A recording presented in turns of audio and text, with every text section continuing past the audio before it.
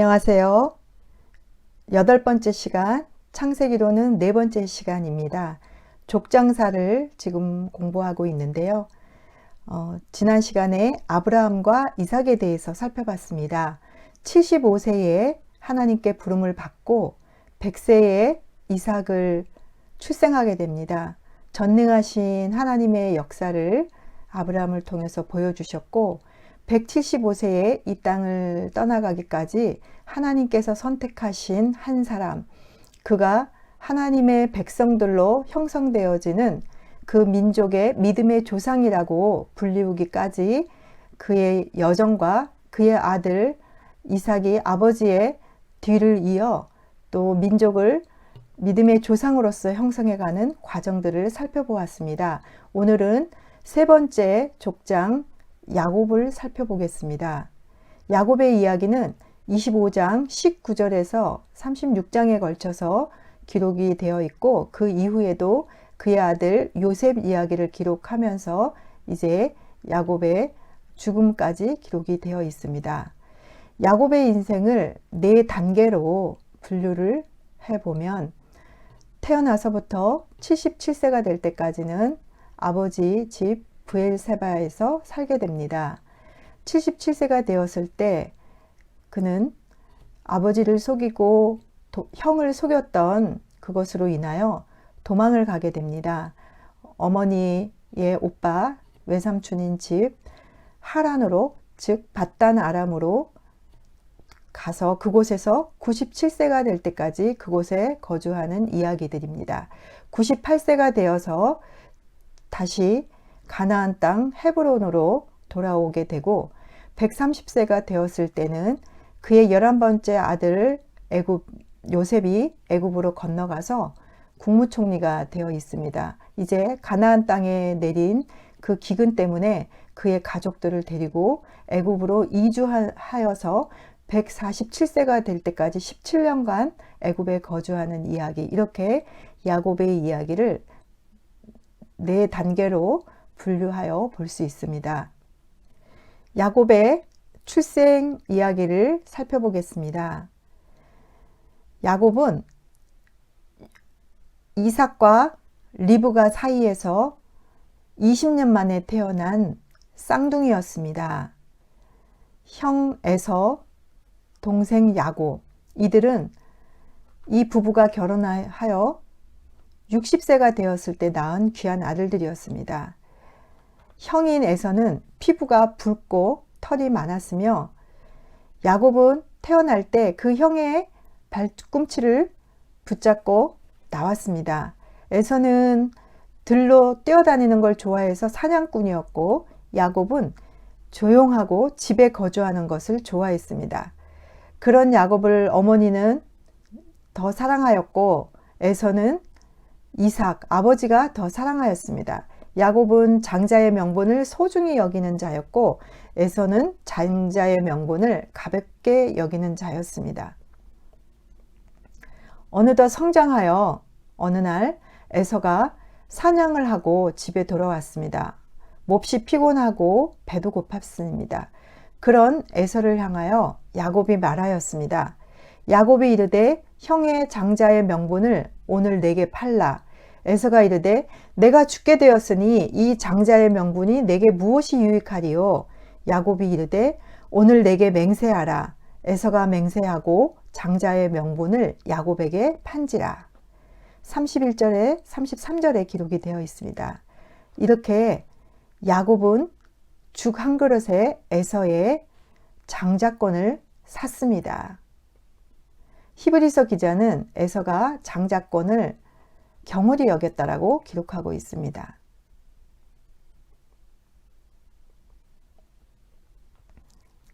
(23절에) 보니까 큰 자가 어린 자를 섬기리라 라고 하나님이 이미 장자가 아닌 차자 야곱이 이 민족의 뒤를 이어갈 사람이라고 말씀하셨습니다. 이삭이 나이가 들어 눈이 어두워서 야곱과 에서를 잘 분별하지 못할 정도로 늙었습니다. 그때 그것을 이용하여 리브가와 야곱이 모의하여서 이삭을 속이고 이제 장자에게 주는 축복권을 야곱이 이삭으로부터 가로채는 이야기가 나오게 됩니다. 이것은 이미 23절에서 큰 자가 어린 자를 섬기리라고 했던 하나님의 말씀을 이삭이 깊이 기억하지 못했던 것 같습니다. 이 사건 때문에 에서는 야곱이 자기를 속이고 아버지의 장자의 축복권을 뺏어간 것을 알고는 그 마음에 이제 아버지 이삭이 죽을 때쯤 되어 그 동생 야곱을 죽이고자 하는 미워하는 마음이 가득했습니다. 이에 어머니와 야곱은 야곱을 리브가의 오빠인 삼촌 집으로 도피시키려고 계획을 하게 됩니다. 그래서 브엘세바에서 살던 야곱은 이제 가족의 품을 떠나 외삼촌 집인 밧단 아람 하란으로 도망을 가게 됩니다. 브엘세바에서 하란까지는 800km가 넘는 매우 먼 거리였습니다.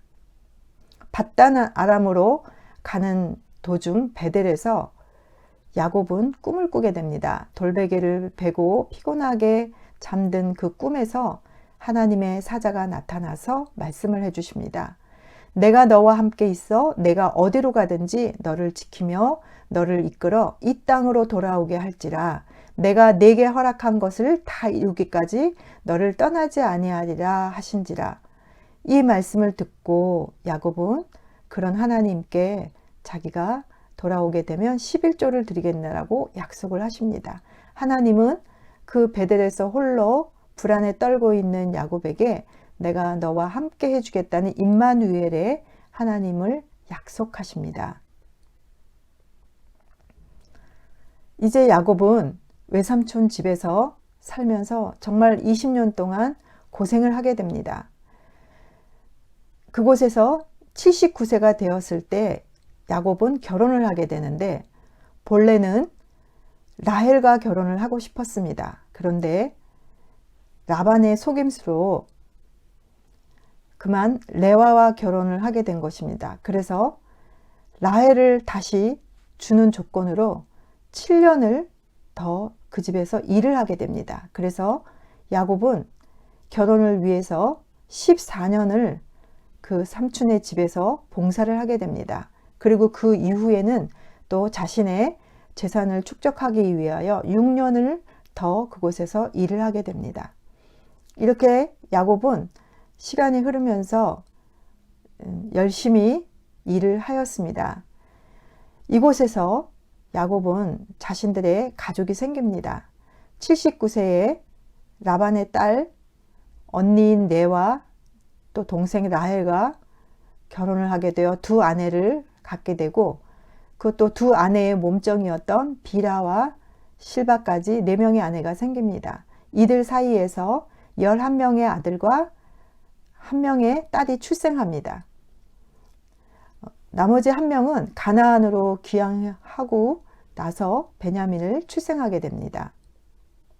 그래서 야곱의 12명의 아들이 이 히브리 민족의 12지파의 조상이 되는 것입니다.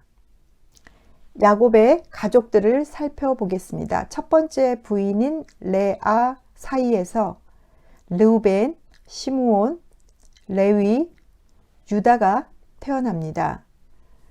이를 본 라헬은 자신의 몸종 비라로부터 단, 납달리가 태어나게 되고 레아의 몸종이었던 실바에게서 갓, 아셀이 태어납니다. 그 이후 다시 하나님께서 레아에게 태의 문을 여사 이사갈, 스불론을 태어나게 하시고 또 딸 디나도 태어나게 됩니다. 하나님께서는 이렇게 한참 후에 야곱이 가장 사랑하였던 라헬에게서 요셉과 베냐민을 태어나게 합니다. 이렇게 태어난 아들들 중에 이스라엘 민족의 조상이 되는 12지파는 이제 요셉의 두 아들 므낫세, 에브라임이 합류하게 되고 레위 지파는 이제 그 12명 두 지파에서는 빠지게 됩니다. 야곱은 이제 이 20년을 보낸 후에 재산도 많이 모으고 아내도 생겼고 아이들도 생겼고 안정적인 그런 삶을 이루어 갈 법도 했지만 외삼촌과 그의 아들들에 의해서 시기를 받고 그곳에 지내기가 쉽지 않은 일들이 발생합니다. 외삼촌 라반은 10번이나 품삯을 어기게 됩니다. 그래서 결국 야곱은 라반의 집에서 밤에 도망을 하게 됩니다. 그런 야곱을 추적하여서 라반은 길랏산까지 쫓아오게 됩니다. 그러나 둘은 만나서 그동안의 일을 말하고 우리 다시는 서로 해하지 않기로 하자 하고 서로 언약을 하는 이야기가 31장 43절에서 48절 사이에 기록이 되어 있습니다. 야곱은 이제 그 외삼촌과 헤어지고 이제 가나안으로 돌아가려고 합니다. 그런데 그때 자신의 형이 군사를 이끌고 자신을 만나러 온다는 이야기를 듣고 마음속에 형에 대한 큰 두려움이 생겼습니다. 그래서 야곱은 하나님께 간구합니다. 내가 주께 간구하오니 내 형의 손에서 에서의 손에서 나를 건져내시옵소서. 내가 그를 두려워함은 그가 와서 나와 내 처자들을 칠까 겁이 나기 때문이다 라고 말을 하게 됩니다. 하나님께서는 나는 베델의 하나님이라 내 출생지로 돌아가라 라고 말씀하십니다. 그래서 야곱은 이제 자신의 고향 가나안 땅으로 돌아오게 됩니다. 이때가 92세입니다. 이제 홀로 남겨진 그 야곱은 밤에 야복 강가에서 하나님이 보내신 천사와 씨름을 하게 됩니다. 야곱은 그 천사에게 말합니다.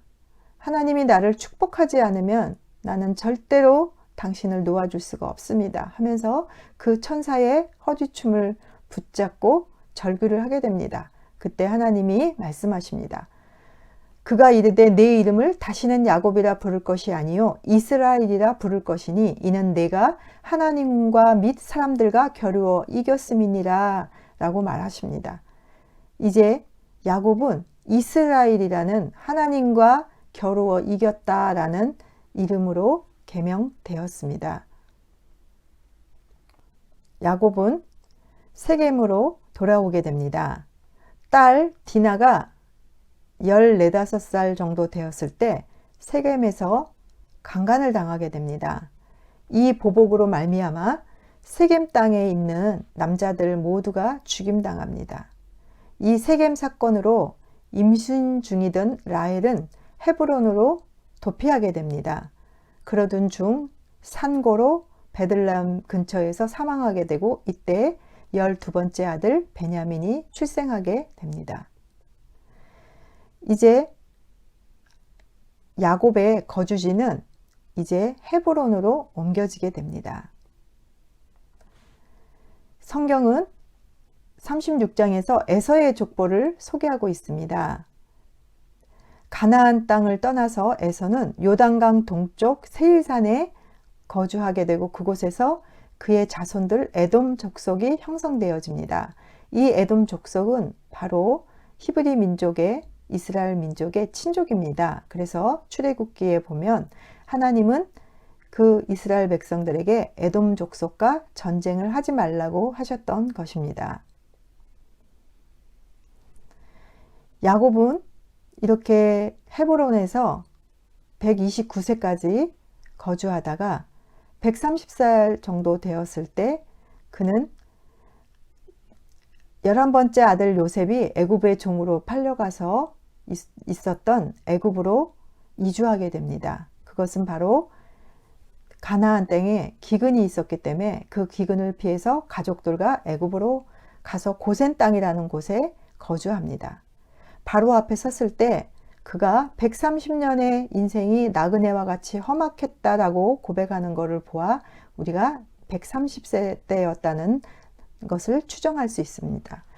이제 애굽에서 야곱은 17년간 살다가 12명의 아들과 요셉의 두 아들 므낫세와 에브라함을 축복하며 147세로 그의 일기를 마치게 됩니다. 그리고 헤브론의 막벨라 굴에 장사하게 됩니다.